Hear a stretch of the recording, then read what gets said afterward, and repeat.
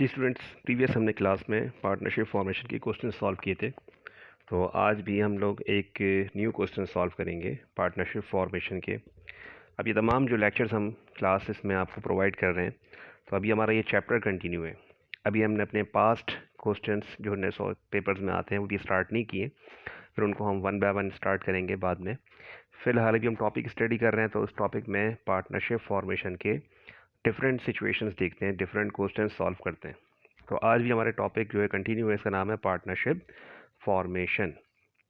इससे पहले हम लोगों ने पार्टनरशिप की जर्नल एंट्रीज पढ़ी थी, इनिशियल बैलेंस शीट पढ़ी थी, और पार्टनरशिप में इन्वेस्टमेंट्स की कैलकुलेशन करना सीखी थी। और इन्वेस्टमेंट्स भी हमने डिफरेंट तरीके देखे थे कि इक्वल कंट्रीब्यूशन हो तो इन्वेस्टमेंट्स कैसे किस तरह से हमें इक्वल कंट्रीब्यूशन करनी है, और अगर रेशियो एंड परसेंटेज की फॉर्म में हो तो किस तरह करनी है, और अगर एक इंडिविजुअल पार्टनर की इन्वेस्टमेंट दी हुई हो और उसके ज़रिए दूसरे पार्टनर्स की इन्वेस्टमेंट कैलकुलेट करने हो तो किस तरह करते हैं। तो प्रीवियसली जो लेक्चर्स जो आपको अपलोड किए गए हैं वो पहले आपने वॉच करने देखने हैं, तो फिर आपने जो है वो नेक्स्ट वीडियो देखनी है, उसके बाद फिर आपने क्वेश्चन को अंडरस्टैंड करना है। तो टॉपिक स्टार्ट करेंगे पार्टनरशिप फॉर्मेशन और क्वेश्चन सॉल्व करेंगे। क्वेश्चन में कहते हैं on July 2005 mister Khurram, Anas and Aamir, तीन पार्टनर्स हैं। पहले नाम किसका लिया है? Khurram, Anas and Aamir formed a partnership firm under the name of MBA Traders. Their capital contribution ratio are 3:2:1 respectively. Bill तरतीब नेम जिस सीक्वेंस में लिखे हुए हैं इसी सीक्वेंस के हिसाब से इनके रेशो गिवन है। तो नेम पहले लिखा हुआ है खुर्रम का, तो ये 3 रेशो किसका हो गया? खुर्रम का। अनस का नाम बाद में लिया गया, इट मीन्स कि ये 2 रेशो किसके हो गए? ये अनस के हो गए। और फिर आमिर का रेशो लिखा हुआ है, इट मीन्स कि ये एक हिस्सा किसका हो गया? आमिर का हो गया। फिर कहते हैं Anas invested cash ₹1,80,000 full stop. Anas ने टोटल कैश इन्वेस्ट किया है 1,80,000। It means this is Anas investment. ये अनस की इन्वेस्टमेंट है। कितने रुपए दी हुई है? 1,80,000। Khurram invested in shape of furniture worth means cost, मालियत, कीमत कितनी है? 50,000 एंड रिमेनिंग इन कैश। अब ये रिमेनिंग इन कैश कैसे मालूम करेंगे? तो ऑब्वियसली आपको जब एक पार्टनर की इन्वेस्टमेंट पता होगी तो उस इन्वेस्टमेंट में से आप फर्नीचर के अमाउंट को माइनस कर देंगे तो रिमेनिंग कैश मालूम हो जाएगा। तो इट मीन्स के खुर्रम की टोटल कंट्रीब्यूशन क्वेश्चन में गिवन नहीं है। खुर्रम की इन्वेस्टमेंट इनकम्प्लीट दी हुई है, और जब किसी पार्टनर की इन्वेस्टमेंट इनकम्प्लीट दी हुई हो तो फिर इट मीन्स कि फिर हमें उसकी इन्वेस्टमेंट पूरी कंप्लीट मालूम करनी है। हमने फर्स्ट डिस्कस किया कि अनस की इन्वेस्टमेंट क्वेश्चन में गिवन है 1,80,000। इट मीन्स कि ये अनस की टोटल इन्वेस्टमेंट गिवन है। एक पार्टनर की हमें इन्वेस्टमेंट पता है, और जब याद करें हमने क्वेश्चन सॉल्व किए थे और बताया था कि अगर एक पार्टनर की इन्वेस्टमेंट गिवन हो और उसके ज़रिए टोटल फर्म का कैपिटल कैलकुलेट करना हो या बाकी रिमेनिंग पार्टनर्स की इन्वेस्टमेंट मालूम करनी हो तो हम इन्वेस्टमेंट कैलकुलेट कर सकते हैं। फिर कहते हैं Aamir invested in shape of building and, देखें अमाउंट मिसिंग है, यानी कि आमिर ने जो शॉप बिल्डिंग इन्वेस्ट की है और वो अमाउंट गिवन नहीं है, तो इसकी भी इन्वेस्टमेंट कैलकुलेट करनी है। और देखिए रिक्वायर्ड में यही लिखा हुआ है find the investment of each partner. पहली रिक्वायर्ड में कि हर पार्टनर की इन्वेस्टमेंट कैलकुलेट करें। Required number 2, record in journal the investment of each partner and initial balance sheet. अब देखिए क्वेश्चन अगर ये एग्जाम में आता है किस तरह से, तो फिर आपने क्वेश्चन को आपने किस तरह सॉल्व करना है। हाँ, ये कह सकते हैं कि ये पार्टनरशिप फॉर्मेशन के थोड़े से कॉम्प्लिकेटेड क्वेश्चंस में आते हैं, मुश्किल क्वेश्चंस में आते हैं। यानी एक आसान इजी लेवल क्वेश्चन क्या होता है कि अगर फर्म का टोटल कैपिटल गिवन हो और फर्म का टोटल कैपिटल जो है वो आपने हर पार्टनर की इन्वेस्टमेंट में आपने कैलकुलेट करनी हो, वो आसान तरीका है। मल्टीप्लाई बाय आपने करना है इंडिविजुअल रेशो से, डिवाइड करना है सम ऑफ रेशो से, यानी जो भी इन्वेस्टमेंट गिवन होती है। तो एक बात तो यहाँ पे गिवन है कि क्वेश्चन में फर्म का टोटल कैपिटल गिवन नहीं है, क्वेश्चन में दो पार्टनर्स की इन्वेस्टमेंट भी गिवन नहीं है, लेकिन एक पार्टनर की इन्वेस्टमेंट कंप्लीट पता है। अगर आपने कुछ क्वेश्चन को पूरा अच्छी तरह अंडरस्टैंड कर लिया है तो इट मीन्स कि आप इस क्वेश्चन को पहले ट्राई भी कर सकते हैं। अभी हम वीडियो में आगे बढ़ते हैं, इन्वेस्टमेंट सॉल्व करते हैं, इन्वेस्टमेंट कैलकुलेट करेंगे। लेकिन उससे पहले आप खुद अंदाज़ा लगाएं, इस वीडियो को पॉज करके रुक रुक के पहले इन्वेस्टमेंट कैलकुलेट करने की कोशिश करें, कैलकुलेटर उठाएं और कैलकुलेटर पे इन्वेस्टमेंट्स कैलकुलेट करना सीखें या उसको प्रॉपर पहले कैलकुलेट करें, फिर इसमें से अपना आंसर मैच करें कि आपने आंसर कैलकुलेट सही किया है। और अगर नहीं किया तो इट मीन मिस्टेक कहाँ हो रही है, गलती कहाँ हो रही है, कहाँ पे आपने जो है वो अमाउंट गलत कैलकुलेट किया है। देखिए मिस्टर अनस की इन्वेस्टमेंट क्वेश्चन में गिवन है 1,80,000 और अनस हमारा देखिए सेकंड पार्टनर है और सेकंड पार्टनर का जो रेशो बनता है वो ये दो हिस्से बनते हैं तरतीब के हिसाब से। खुर्रम का नाम पहले लिया गया, ये तीन हिस्से खुर्रम के हैं, दो हिस्से अनस के हैं, आमिर का एक हिस्सा है। तो इसका मतलब ये जो 1,80,000 रुपये 1,80,000 ये हमारी फर्म के टोटल 6 हिस्से नहीं है। अच्छा ये 6 हिस्से कैसे होगा, सम ऑफ रेशो 3 + 2 + 1 6। तो इट मीन्स कि जो 1,80,000 है ये फर्म के 6 हिस्से नहीं है, ये 6 हिस्सों की रकम नहीं है, ये 1,80,000 फर्म के 2 हिस्सों की रकम है। अब भाई ये पता मालूम है कि भाई 1,80,000 ये 2 हिस्सों की रकम है, तो बाकी फिर आप खुर्रम की 3 हिस्से भी मालूम कर सकते हैं और आमिर की जो है इन्वेस्टमेंट मालूम कर सकते हैं। बस होना ये चाहिए कि 1,80,000 को डिवाइड करेंगे 2 से, डिवाइड बाय 2 करेंगे और मल्टीप्लाई बाय जिस पार्टनर की इन्वेस्टमेंट मालूम करनी है उसी से मल्टीप्लाई करेंगे। चलिए क्वेश्चन में को प्रॉपर तरीके से सॉल्व कर लेते हैं। और क्वेश्चन के सॉल्व करने के लिए आपने क्या लिखा, partners Khurram, ratio Anas and Aamir. Ratio लिखे मैं 3, 2 एंड 1 और अनस की इन्वेस्टमेंट दी हुई है कैश ₹1,80,000। मैंने देखें 1 बाय 1 तमाम पार्टनर्स की इन्वेस्टमेंट भी कैलकुलेट कर दी है और टोटल फर्म का भी कैपिटल मालूम कर दिया है। अगर आपने एक पार्टनर की इन्वेस्टमेंट से बाकी सबकी अगर इन्वेस्टमेंट कैलकुलेट करते तो कैसे करेंगे, देखें 1,80,000 आपको ये पता है कि 1,80,000 ना ये 3 हिस्से हैं ना ये एक हिस्सा है, ये 1,80,000 रुपये ये फर्म के 2 हिस्सों की रकम है।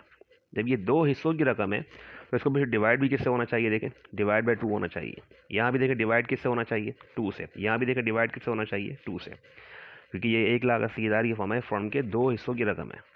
और मल्टीप्लाई किससे करेंगे, जो भी इन्वेस्टमेंट आपको मालूम करनी है। अगर आपको टोटल फर्म कैपिटल मालूम करना है तो आप multiply by sum of ratio से, यानी कि मल्टीप्लाई बाय 6। हमें फर्म के 6 हिस्से मालूम करने हैं, तो अगर फर्म के 6 हिस्से मालूम करें तो मल्टीप्लाई बाय 6 लगा देंगे। अगर आपको खुर्रम की इन्वेस्टमेंट कैलकुलेट करनी है तो आप मल्टीप्लाई किससे कर देंगे, खुर्रम के रेशो से 3 से मल्टीप्लाई कर देंगे। अगर आपको आमिर की इन्वेस्टमेंट मालूम करनी है तो आप मल्टीप्लाई किससे कर देंगे, 1 से कर देंगे। यानी एक बहुत ही बेसिक और सिंपल सा आसान सा फॉर्मूला है कि जिस पार्टनर की इन्वेस्टमेंट गिवन है उसके ज़रिए अगर आपको बाकी रिमेनिंग पार्टनर्स की या फर्म का कैपिटल मालूम करना हो तो आप ये पहचानें कि जो अमाउंट दिया हुआ सवाल में आपको, क्या ये एक हिस्से की रकम है, क्या ये 3 हिस्से की रकम है, क्या ये 2 हिस्सों की रकम है, या ये 6 हिस्से की रकम है। अगर आपको ये मालूम हो जाता है तो फिर आप उसी से डिवाइड करेंगे।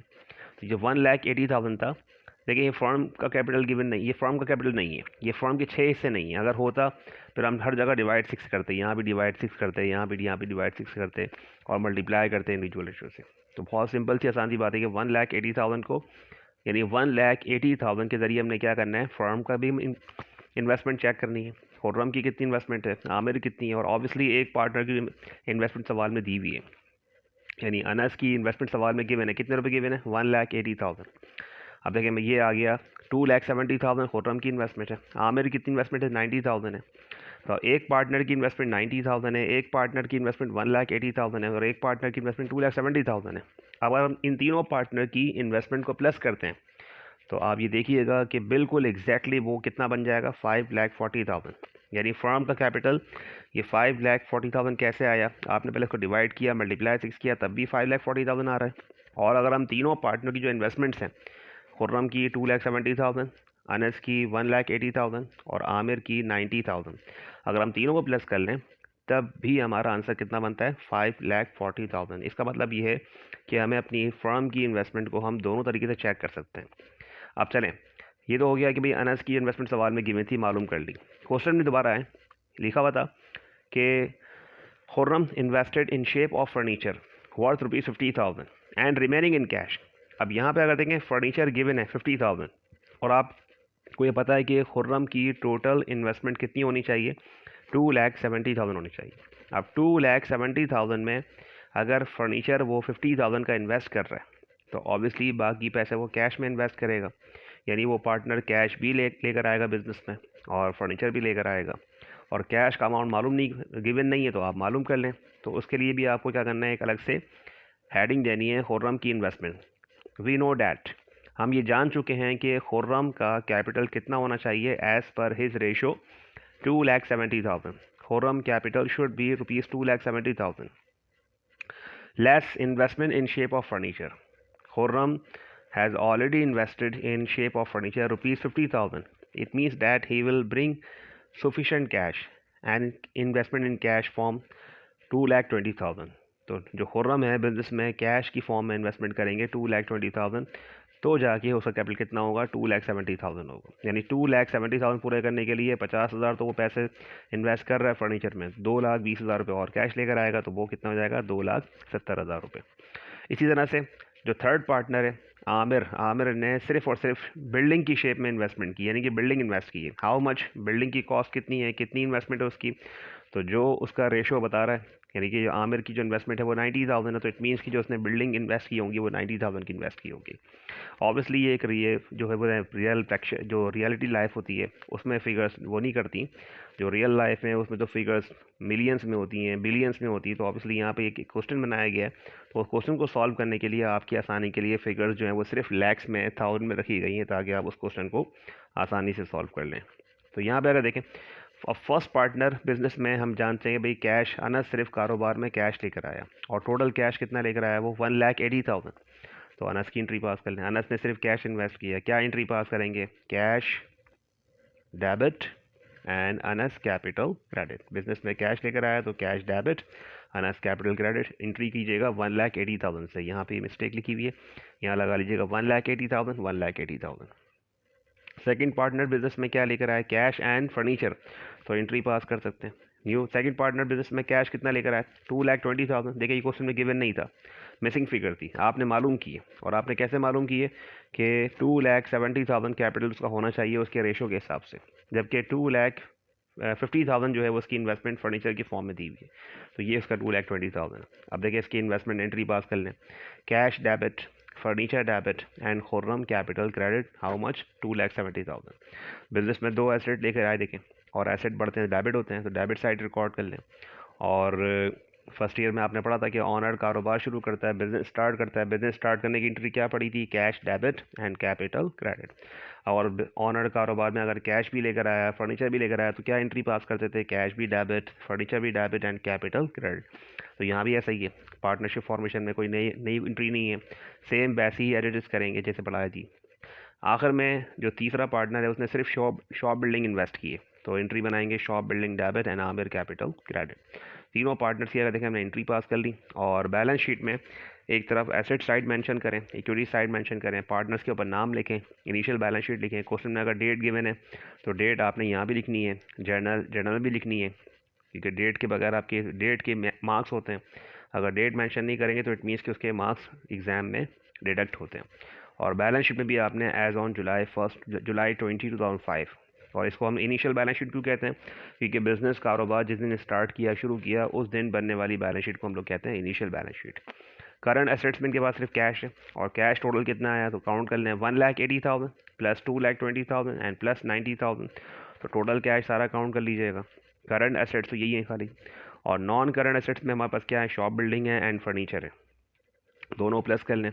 और टोटल नॉन करंट एसेट्स और करंट एसेट्स इन दोनों को प्लस करके ये आपके एसेट साइड का आंसर मेंशन करें, कितना हो रहा है 5,40,000। लाइबिलिटीज़ क्वेश्चन में गिवन नहीं है, अगर होती हैं आप तो लिखते हैं। पार्टनर्स की इक्विटी है, तो यहाँ पार्टनर्स की इक्विटी लिखेंगे, और हर पार्टनर को उसके रेशो के हिसाब से कैपिटल कितना कितना लिखा आपने। खुर्रम का कैपिटल 2,70,000 है, अनस का कैपिटल 1,80,000 है, और आमिर कैपिटल 90,000 है। टोटल पार्टनर्स इक्विटी और बैलेंस शीट की दोनों साइड्स इस तरह देखें बराबर हो गई, चेक हो जाएंगी ये। तो इस क्वेश्चन को रिव्यू कर लें। हमने आज क्वेश्चन में क्या अंडरस्टैंड किया, क्या पढ़ा, कि क्वेश्चन में अगर किसी एक पार्टनर की इन्वेस्टमेंट पूरी पता हो, यानी 3 में से अगर किसी एक पार्टनर की इन्वेस्टमेंट मुकम्मल कंप्लीट पता होना चाहिए, अगर मालूम है तो इट मीन्स फिर हम बाकी रिमेनिंग सारे पार्टनर्स की जो इन्वेस्टमेंट है वो कैलकुलेट कर सकते हैं, या रिमेनिंग जो बिजनेस में अगर एसेट्स इन्वेस्ट हुए हैं तो वो भी हम कैलकुलेट कर सकते हैं। और इसकी entry and balance sheet topic हमारा जो है कंटिन्यू है, इसका नाम है पार्टनरशिप फॉर्मेशन।